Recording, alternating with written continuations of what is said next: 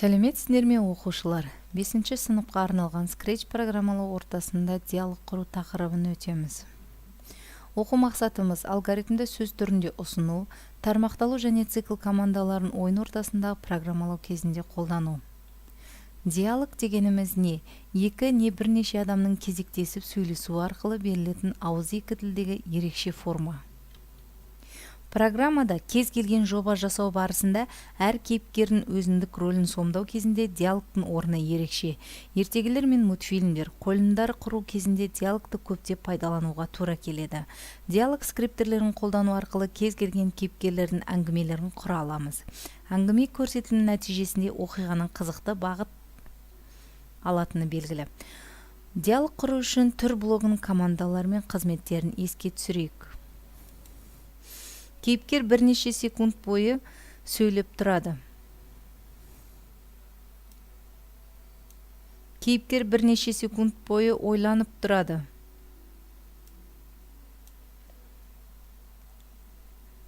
Кейіпкер ойланып тұрады. Кейіпкер сөйлеп тұрады. Және тағы сондай. Енді біз жобаға диалог құру үшін Меруерт пен Диастың сұхбаттасу мысалын қарастырайық. Меруерт пен Диас үшін мынандай скриптерлерді пайдалануға болады. Ол үшін ең алдымен Меруерт пен Диас үшін кез келген екі кейіпкерді таңдап алайық. Меруерт деп алайық.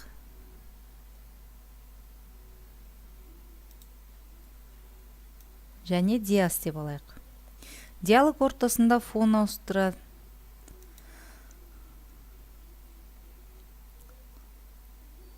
Кез келген фонды таңдап алсақ болады. Және ауыстыру үшін екінші фон таңдаймыз. Осы екі кейіпкер диалог барысында әртүрлі қимылды келтіру үшін 3-4 түрлі костюм таңдап алуға болады. Костюмдер бөліміне кірсек, Диасқа арналған 1, 2, 3, 4, 5 костюм бар екен. Және Меруертке арналған 2, 3, 4 костюм бар екен. Енді біз дәл осы жерге Меруерт үшін скрипт құрамыз. Scratch программалау ортасында диалог құру үшін екі кейіпкерге жеке-жеке біз скрипт дайындаймыз. Меруертке бөлек скрипт құрамыз. Жасыл жалаушадан бастаймыз.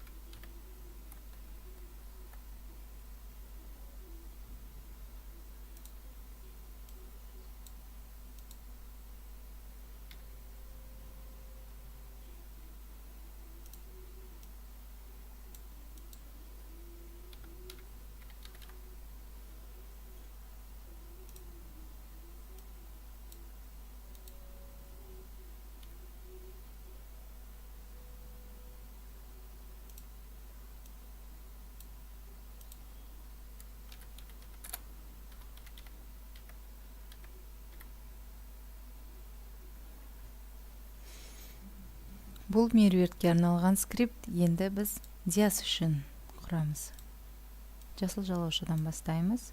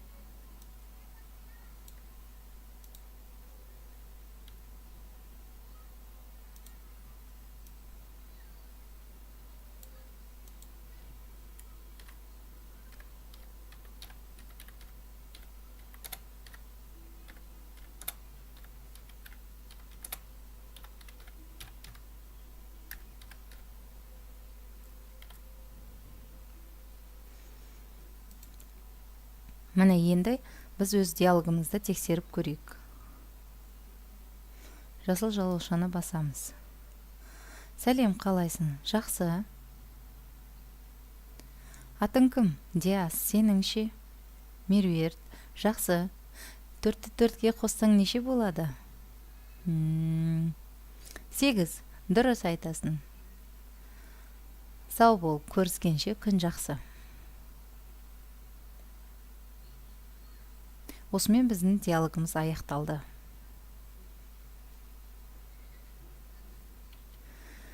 Нәтижеде екі түрлі фонда Диас пен Меруерттің әңгімесі орындалады. Әр түрлі нысандарға скриптерлерді пайдалану арқылы диалогты өз